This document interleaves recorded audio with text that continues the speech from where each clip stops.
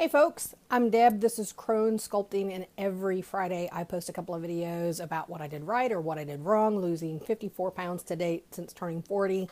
And I talk about a product or an idea to either snap out of or snap to that's helped me.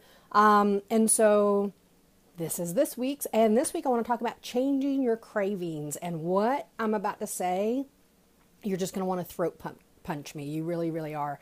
I used to hear people say that, like if you eat well enough, long enough, then your cravings like change. And I used to just want to smack people who said that. Like, there's no way I will ever crave a spinach salad over a pizza. Like that's just not going to ever happen. But it actually does happen. I don't know why. This is my very uneducated, unscientific guess. I think that our bodies crave foods. For me, it used to be Doritos and chocolate. I still like chocolate. I still eat chocolate every day in some form. I think it knows what it needs. Maybe it needs magnesium, or it needs protein, or it needs whatever. And so it just automatically craves. Maybe it makes a connection from this taste to that nutrient. And so it craves what we always eat. And the more we eat good foods, it connects. Now all of a sudden, instead of craving chocolate for magnesium, say, maybe it craves an avocado or, a big mixed green salad. I think that's maybe what happens. I don't know, but I know that I've eaten good, healthy, low carb foods off and on. As you guys know, I've gone off and on it. You give up and go off for a few months and then feel crappy and gain a couple of pounds and go back. And now I'm determined now that this is the way I need to eat and this is how I feel my best. But I now crave better foods to the extent that I feel like I've been taken over by some sort of other entity, because I have conversations with myself and go, who said that? Who are you? And I'll give you an example. A week or so ago, I was having a really, really busy, very long day, kind of unusual for me.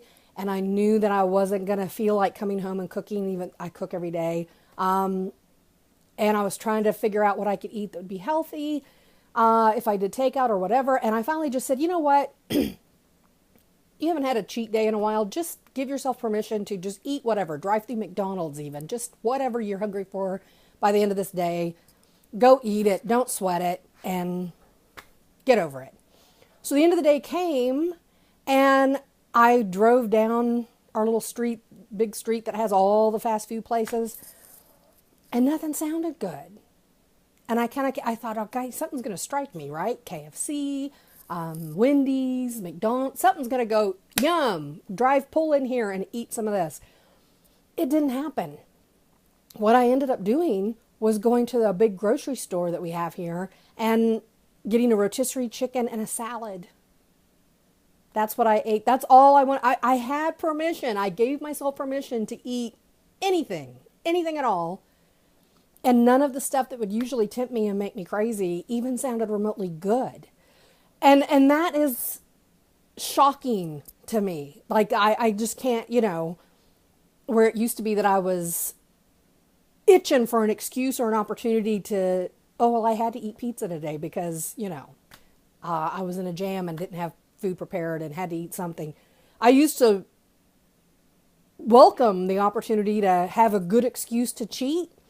And here I had given myself every reason and opportunity to cheat and just couldn't do it. So it actually does happen. The longer you eat well, the easier and easier it gets. I know that seems impossible if you haven't done it for very long, but it really does happen. So don't beat yourself up too much if you're having some cravings and you're having a hard time. The more you eat well, the longer you do it, the more your body's going to say, you know what you really want for dinner is a big salad with an avocado and some strips of beef and some blue cheese dressing, and you're going to crave those kinds of things instead of pizza and other stuff. Not that you won't have those cravings occasionally, but not nearly as much, and you're going to find it's almost a chore to eat that stuff. Noodles.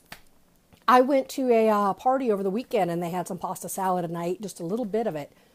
Noodles, which I used to love, pasta and fettuccine alfredo and stuff like that, they are disgusting now. Like when you're used to eating food that has flavor and texture, and then you eat regular noodles, they're really slimy. They don't have any flavor.